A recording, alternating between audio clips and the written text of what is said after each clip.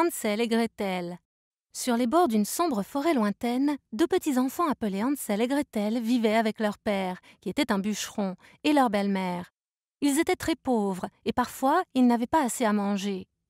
Quand vint l'hiver, la nourriture se fit très rare. Alors la belle-mère, qui détestait Hansel et Gretel, suggéra à son mari: « Nous devons nous débarrasser des enfants. Demain, amenons-les dans les bois et laissons-les là-bas. Ils ne seront jamais capables de retrouver leur chemin. »« Oh non !» répondit le père. « Je ne peux pas les laisser là à mourir de faim. »« Nous allons tous mourir de faim ensemble s'ils restent avec nous, » dit sa femme. « Ça reviendra au même. » Et elle lui fit promettre de faire ce qu'elle voulait. Bien qu'il était tard, Hansel et Gretel étaient éveillés, et ils pouvaient entendre le plan qui était en train de se faire. Gretel était morte de peur, mais Hansel lui dit: « Ne pleure pas, petite sœur, je vais prendre soin de toi. » Alors il sortit et remplit ses poches d'autant de petits cailloux que possible. Ensuite, il retourna se coucher. Très tôt le matin, la marâtre réveilla les enfants. « Aujourd'hui, vous allez venir avec moi dans la forêt pendant que votre père travaille, » dit-elle. Et ils s'en allèrent dans la forêt profonde. Alors qu'ils marchaient, Hansel semait les cailloux sur la route pour marquer le chemin. Ils étaient déjà très loin de la maison quand la belle-mère dit aux enfants: « Allez trouver quelques bâtons afin que nous puissions faire du feu. » Bien sûr, la belle-mère disparut en laissant les enfants tout seuls dans la forêt. Mais Hansel dit à sa petite sœur de ne pas s'inquiéter, parce qu'ils suivraient la piste des cailloux qu'il avait laissés derrière eux pour retrouver leur maison. La belle-mère était furieuse de voir les enfants revenir à la maison. Alors, elle décida de rapidement les ramener dans la forêt. Elle donna une tranche de pain à chacun d'eux, et ils s'en allèrent. Mais cette fois, Hansel n'eut pas le temps de rassembler plus de cailloux. Sur le chemin, Hansel sema des petites miettes de pain pour marquer la route qu'ils prenaient. Ils étaient très loin de la maison, et la nuit tombait. La belle-mère réussit à se faufiler loin des enfants en les laissant tout seuls une fois de plus. Hansel n'était pas inquiet lorsqu'il dit à sa sœur: « Je vais trouver facilement le chemin du retour que j'ai marqué avec des miettes de pain. » Mais les oiseaux avaient mangé chaque miette. Donc, les enfants étaient vraiment perdus et avaient très faim. Hansel et Gretel errèrent pendant des heures et se sentaient très faibles. Soudain, ils trouvèrent la maison la plus merveilleuse qu'ils avaient jamais vue. Elle était construite entièrement de pain d'épices et ornée de petits gâteaux.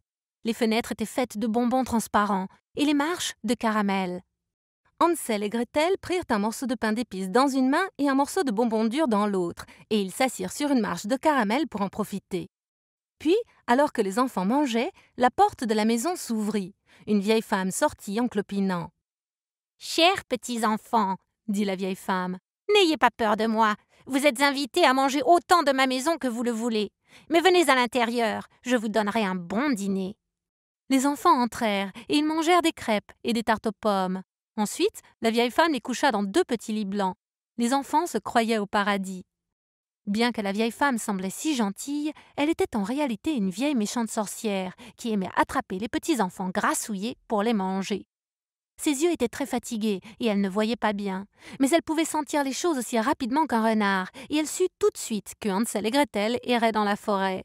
Elle avait construit la maison en pain d'épices juste pour les attraper. Tôt le lendemain matin, la vieille sorcière mit rapidement Hansel dans une cage, puis elle secoua Gretel rudement par l'épaule. « Lève-toi, petite fille paresseuse !» cria-t-elle. « Tu dois allumer le feu et remplir le gros pot avec de l'eau, puis m'aider à faire le petit déjeuner. J'ai enfermé ton frère dans une cage et je vais l'engraisser jusqu'à ce qu'il soit assez dodu pour le cuisiner. » Alors, la pauvre petite Gretel fut obligée d'obéir à la vieille sorcière. Hansel était nourri seulement de bonbons, et chaque jour, la vieille sorcière allait à la cage de fer pour dire à Hansel: « Petit garçon, montre-moi ton doigt que je puisse voir si tu deviens assez gros. » Hansel savait qu'elle ne pouvait pas bien voir, alors il lui tendait un os de poulet au lieu de son doigt. Et tous les jours, quand elle le sentait, elle grommelait avec crainte parce qu'il ne semblait jamais s'engraisser. Enfin, elle ne pouvait plus attendre et elle dit à Gretel: « Je vais faire cuire ton frère pour le dîner. Tu dois allumer le feu, chauffer le four et m'aider à me préparer pour ce festin. » Mais Gretel réfléchit rapidement et dit à la sorcière: « Le four ne semble pas fonctionner. »« Quelle absurdité !» dit la sorcière. « Laisse-moi vérifier. » La vieille sorcière mit sa tête dans le four. Rapidement, Gretel courut derrière elle et avec toutes ses forces la poussa complètement dans le four. Gretel claqua la porte et la verrouilla solidement. Puis elle trouva la clé de la cage où Hansel était enfermé et alla vite le libérer. Ils se jetèrent dans les bras l'un de l'autre et dansèrent de joie.